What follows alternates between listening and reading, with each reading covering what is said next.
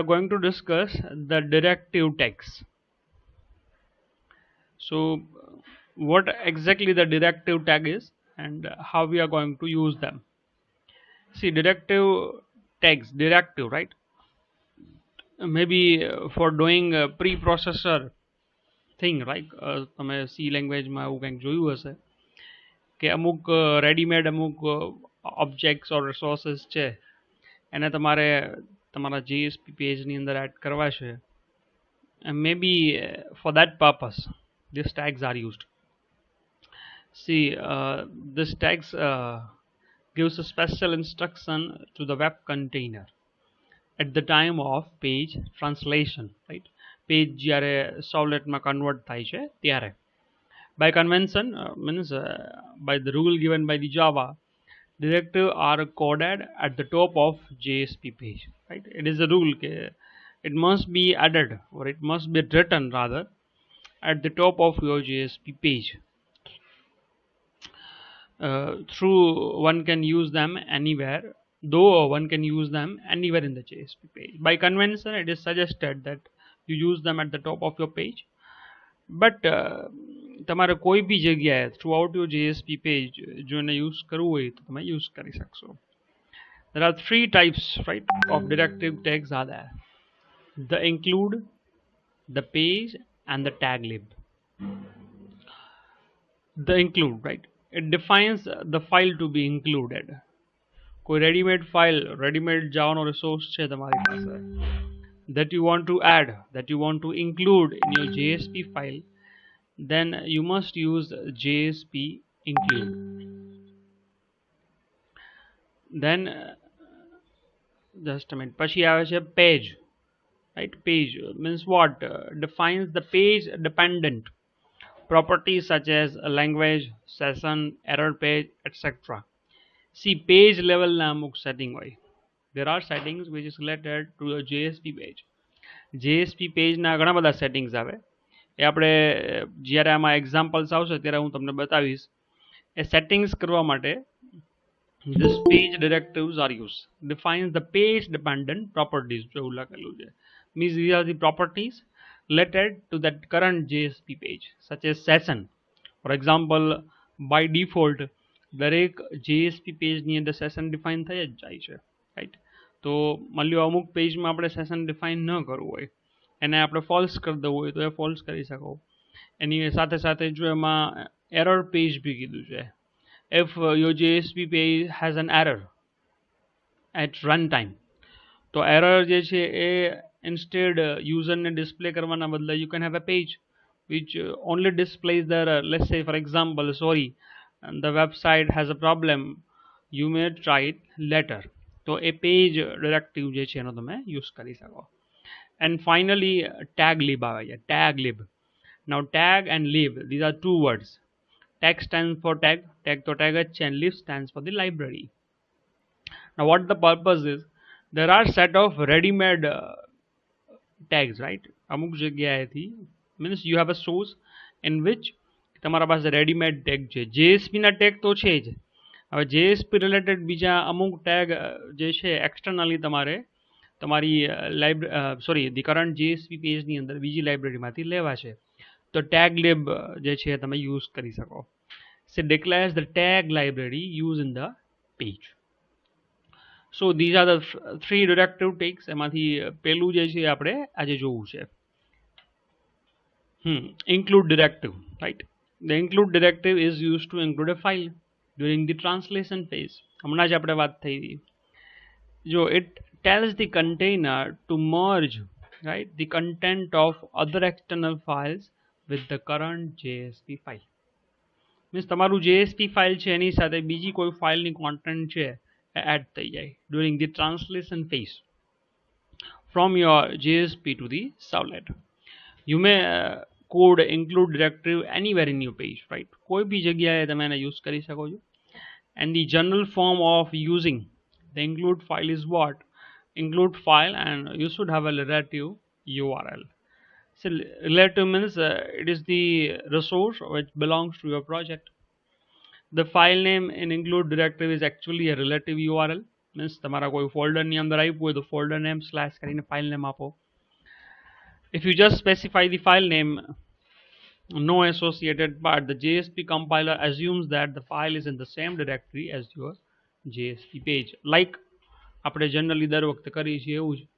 Means index file છે એની અંદર તમે ઇન્ક્લુડ કરતા હો તો ઇન્ડેક્સ ફાઇલ જ્યાં હશે એ જ ફોલ્ડરમાં એ સર્ચ કરવા માટે જશે. તો જો એક એક્ઝામ્પલ સરસ આપેલું છે, પહેલાં આપણે એક્ઝામ્પલ સમજાવી દઉં, then we are going to try it. જો એક ઇન્ક્લુડ કર્યું છે, to include the content of a current of a file in current JSP file, the include can be used. જો અહીંયા એક ટાઇટલ આપ્યું છે, then the head body અને જો અહીંયા શું લખ્યું છે %@include file and the file name. Then the current file, જે current file છે એ, પછી few paragraphs આપી blank space રાખી છે અને નીચે શું લખ્યું છે bottom. Now this is your index file. Now we do also have two other files, right? બે હજી ફાઇલ જે છે આપણી સાથે હશે અહીંયા. One is going to be the top file and another is going to be the bottom. It is something like headers and footers. બધાને ખ્યાલ હશે, રાઈટ? થોડું ઘણું PHPમાં કદાચ ક્યાંક આવ્યું હોય. So this is top, which is going to be our header file, right? આપણે એવું એઝ્યુમ કરીએ કે દરેક પેજની બિગનિંગમાં જે હોય એને આપણે ટોપ ઓર header.html ની અંદર લખી નાખો તો જો આ રીતે લખાઈને આવશે. And this is the content, right, of your bottom file, એટલે કે footer. ત્યાં જો અલગ એને આપેલું છે કે આ રીતે થાય. તો એનું આઉટપુટ જે છે it would be something like this. હા, જો હવે આપણે છે ને આવું કંઈક કરવું છે. એક ટોપ સેક્શન છે which is going to be the header. Then in between આપણું current page જે છે એ છે અને at the bottom we have the footer. જો લિંક્સ આપેલી છે, લિંક્સ વર્ક નહીં કરે but it is an another matter. But આ રીતના આપણે કંઈક મેનુઝ છે એવું બનાવ્યું છે, right? Let me close this. આ મેં એક પ્રેક્ટિસ માટે રાખેલું છે જે આપણે Joshi. Now let's define the new project. જો નવો પ્રોજેક્ટ બનાવી છે for using the include directive, the dynamic project JSP include tag example.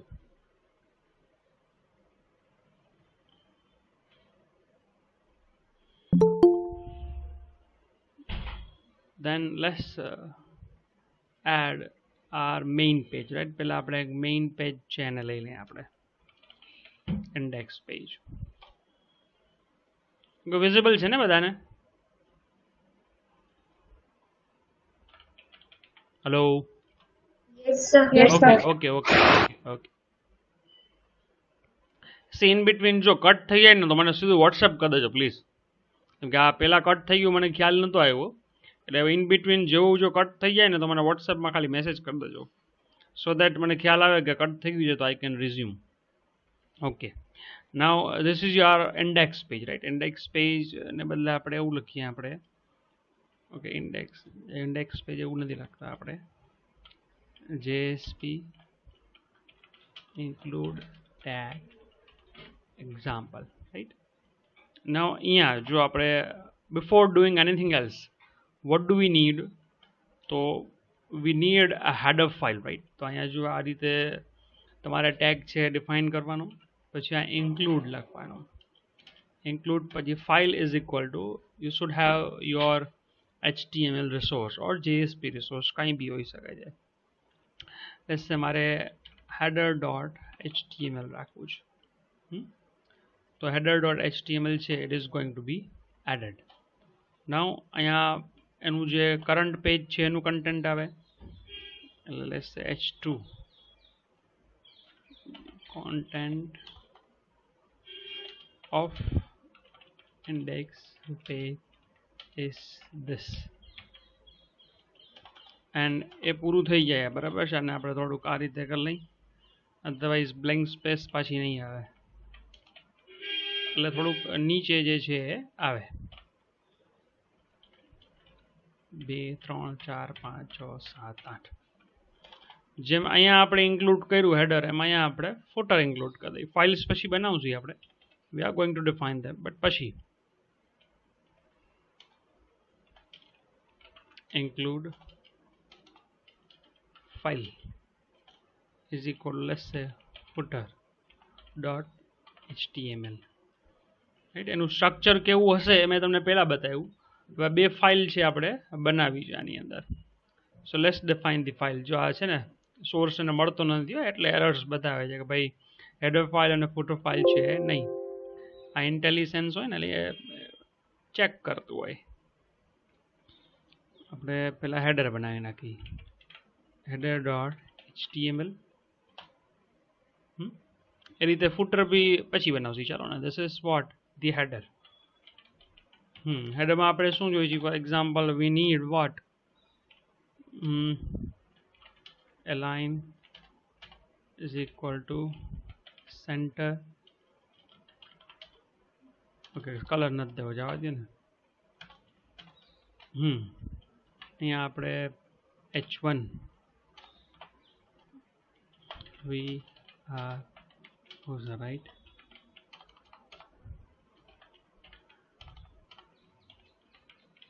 header. Likewise એની સાથે સાથે આપણે મેનુ જોઈએ છે પછી લેશી. લિંક્સ થ્રુ આપણે મેનુ બનાવે છે, but we are going to do it later. પહેલાં આટલીક વસ્તુ આપણે જોઈ લે આટલું થાય છે કે નહીં. સોરી, આનું કાંઈ કામ નથી, જવા દે. આટલી જ વસ્તુ આપણે જોઈ છે બસ, only header. So this is our first file. Now let's have the another file which is going to be the footer.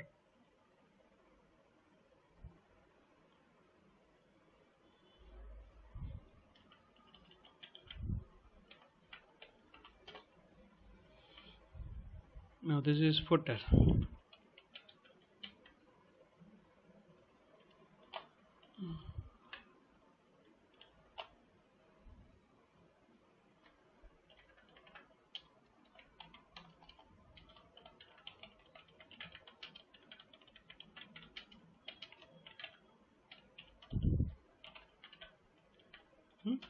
આ રીતે એક આપણે ફૂટર આપી દેવું છે.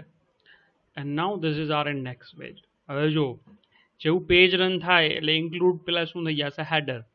એટલે ધીસ ઇઝ ધી કન્ટેન્ટ જે પેલા ઉપર હેડિંગ તરીકે આવી જશે, અને અહીંયા આપણે એને ફૂટર લખી નાખીએ એટલે આપણે ખ્યાલ આવે. And this is the thing, આ કોપીરાઇટ્સ આપેલું છે right at the bottom of your page, એ છે ડિસ્પ્લે થશે. હવે જો આને આપણે રન કરીએ,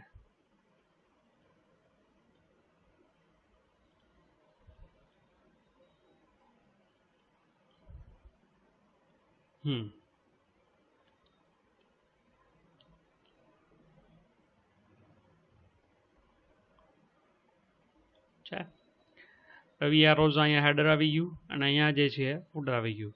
and this is the content right of આપણું જે હોમ પેજ, ઇન્ડેક્સ પેજ, જે બી તમે બોલો એનું કન્ટેન્ટ છે અહીંયા તમને ડિસ્પ્લે કરે છે. હવે થોડુંક પ્રોપરલી એને ફોર્મેટ કરી નાખી. અને બિફોર ધીસ રાઈટ, ફોર્મેટિંગ કરતાં પહેલાં બી આ ઇન્ડેક્સ જે છે, સોરી ધી હેડર પેજ જે છે, અહીંયા આપણે મેનુઝ જેવું કંઈક લેવું છે રાઈટ. આપણે મેનુ બનાવવા છે, તો જો તમે આવું કંઈક કરી શકો. એટલે હેડરમાં આપણે જતું રહેવાનું. અહીંયા આપણે એ રાઈટ HREF માં લ્યો કરી નાખી. આપણે એનું પેજ અત્યારે નથી બનાવતા એટલે ખાલી આ રીતે રેફરન્સ આપી દઈએ. માન લ્યો સર્ચ, બરાબર, સર્ચ એમ ખાલી આપણે ઓપ્શન આપી દઈએ. પછી એક પાઇપલાઇનની સાઇન આપીને વળી પાછું બીજું લઈ લઈએ. સર્ચ પછી આપણે બીજું શું લખી નાખીએ? કોન્ટેક્ટ એવું લખી નાખીએ. વળી પાછી એક પાઇપલાઇનની સાઇન આવી, વળી પાછું ઓકે આને પૂરું કરવાનું રહી ગયું, પૂરું કરી દઈએ. મતલબ અહીંયા આપણે અબાઉટ આપવું છે, અબાઉટ. અને અહીંયા આપણે હોમ આપી દેવું છે, તો અહીંયા હોમ આપી દઈએ. અહીંયા તમે સાઇન આઉટ, સાઇન ઇન ઘણું આપી શકો. અહીંયા લોગિન આપવું હોય તો લોગિન બી આપી શકો. અત્યારે આપણે આ 4 રાખી જ રાઈટ. છેલ્લે કાંઈ છે નહીં એટલે આને આપણે જવા દઈએ. ખાલી જો કેવું બતાવીશ આપણે જોઈ લઈએ અહીંયા છે. હવે આ હેડિંગ જે છે આપણે સેન્ટરમાં લેવું છે, અને લિંક્સ જે છે એ બધી આપણે રાઈટ હેન્ડ સાઈડમાં લેવી છે. તો હેડિંગ આઈ થિંક અહીંયા જ અલાઇનમેન્ટ આવે છે center. So it is going to be center. પછી આ જે લિંક્સ જે છે આપણે રાઇટ હેન્ડ સાઈડમાં લાઈક મેનુઝ વેબસાઇટમાં આવે એ રીતે જોઈએ છે. તો again go to the header.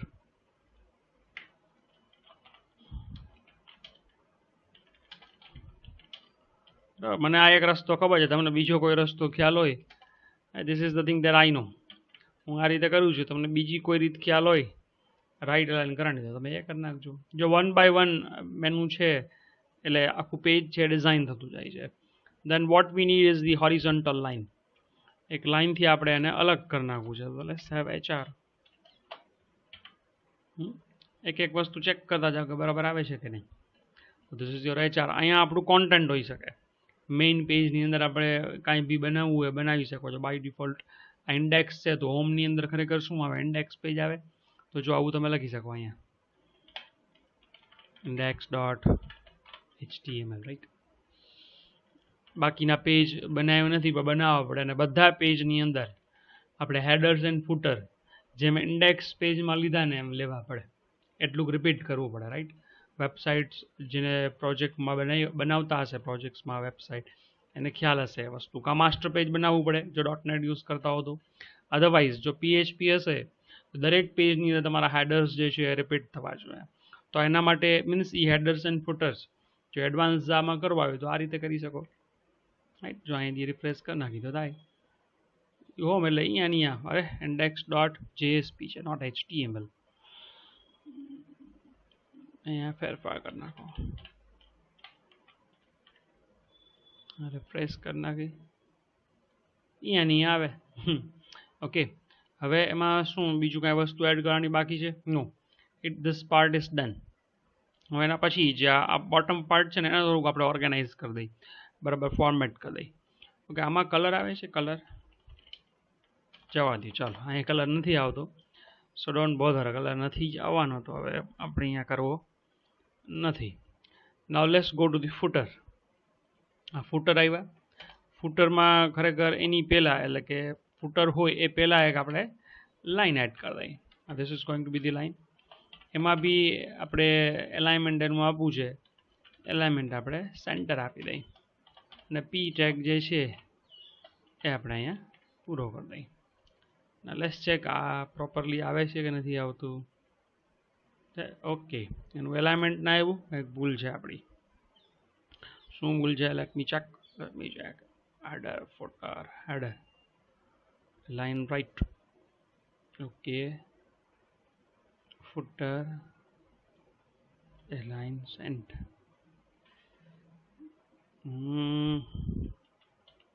કાંઈ વાંધો નહીં, ભલે ને રહ્યું, ચાલો અત્યારે હાલશે. કેમ કે શીખવાનું ખરેખર એનું એલાઇનમેન્ટ ને એ કાંઈ નથી.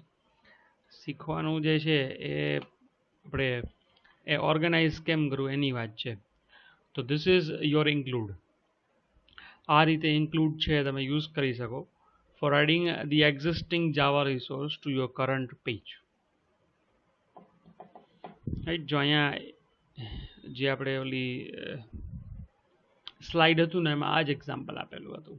કોઈ બી જાવાનો વેલિડ રિસોર્સ છે તમે આની અંદર એડ કરી શકો છો. આ પેજ બનાવવા છે સર્ચ, કોન્ટેક્ટ અને અબાઉટ, તો ચારે ચાર પેજ તમે બનાવી શકો. હોમ તો બનાવ્યું જ છે, માની લો સર્ચ બનાવવું છે, રાઈટ. તો જો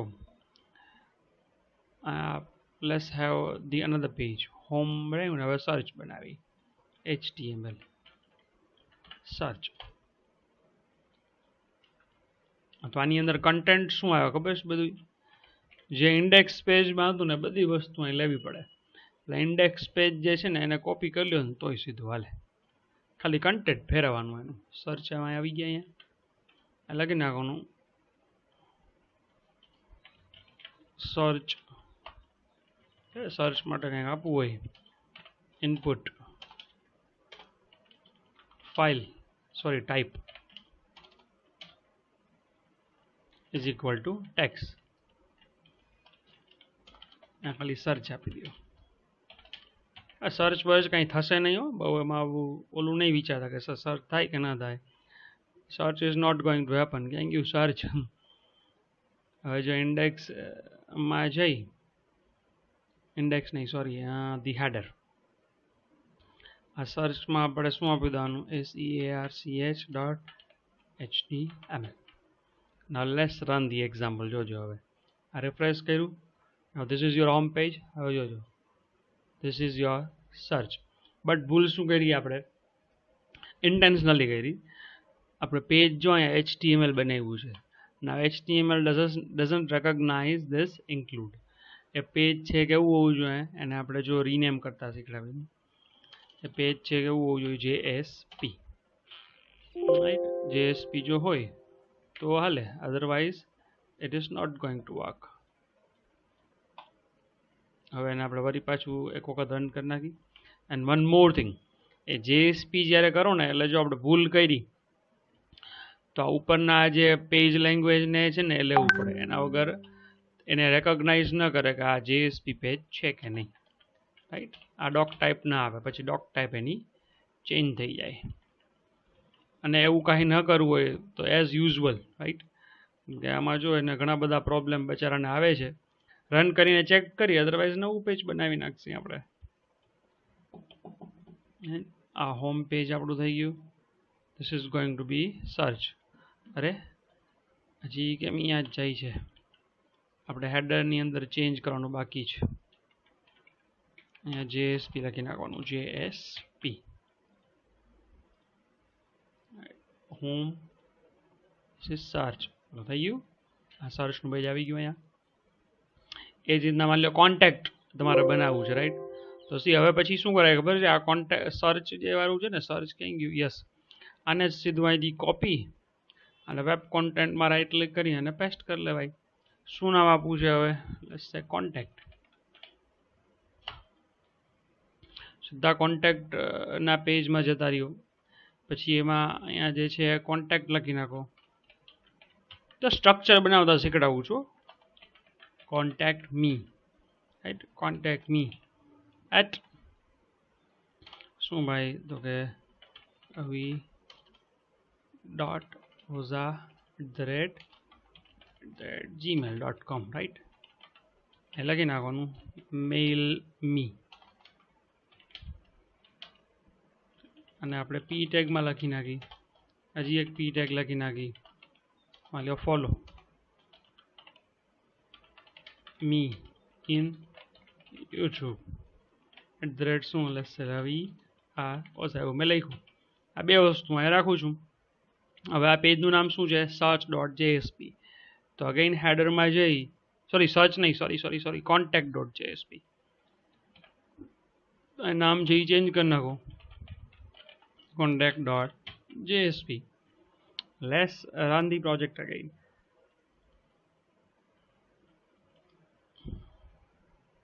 This is your home page. This is your search. This is the contact. હવે શું રહ્યું? અબાઉટ જ બાકી રહ્યું ને, તો એક માટે બાકી ન રખાય, એ બી પૂરું જ કરી લઈ. ચાલો, where is the contact? Contact ક્યાં ગયું? યસ, એને જ કોપી કરી લ્યો. કોપી, વેબ કોન્ટેન્ટમાં રાઈટ ક્લિક અને અહીંયા જ પેસ્ટ કરી નાખો. અબાઉટ શું આપવું છે? તો અબાઉટમાં હમણાં લખી નાખીએ આપણે કંઈક. ચાલો, અબાઉટ અબાઉટ મી. ચાલો, myself Ravi R Ojha, right.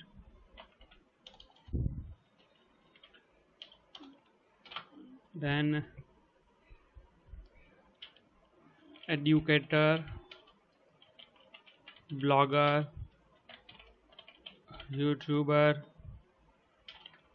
learner, etc. બસ આટલી વસ્તુ મારે લખવી છે. અને હું નેક્સ્ટ લાઇનમાં જવા દઉં અને ખાલી પીમાં હું લખીશ. અને આને હું H2માં લખું છું અને H3માં લખું છું. H2 છે છેલ્લે જવા દો, રાઈટ. એન્ડ અહીંયા ખાલી પી ટ્રેક આપી દો, અથવા સિમ્પલી H1. બસ H1 નહીં, સોરી H4 એ નાના અક્ષર સ્મોલ લેટર્સમાં આવશે. અહીંયા H4 છે એ પૂરું કરી દઉં. આની મેરે થઈ ગયું, સોરી, આની કાંઈ જરૂર નથી. So let's check. હવે આને ઇન્ડેક્સ હેડરમાં એડ કરી દેવાનું ને, અબાઉટને અહીંયા આપણે એડ કરી દઈએ. About.jsp. and it is ready. This is home page, this is search, this is contact, and this is about. Okay, ખ્યાલ આવે છે હવે how it works? આખું વેબસાઇટનું સ્ટ્રક્ચર બનાવ્યું, બરાબર છે, એક આઉટલાઇન બનાવી કે વેબસાઇટ છે આવી લાગે. સી પછી ટેમ્પલેટ્સને આ તમે ઘણું બધું યુઝ કરી શકો છો, બટ ઇન આપણે રો HTMLથી જે છે એક વેબસાઇટનું સ્ટ્રક્ચર બનાવ્યું કહેવાય. ઇવન કોઈ CSS બી આપણે એમાં યુઝ નથી કરી. Simply JSP and the combination with HTML. Okay, ખ્યાલ આવે છે હવે બધાને? Yes, sir. So I'm sure this will be enough for today.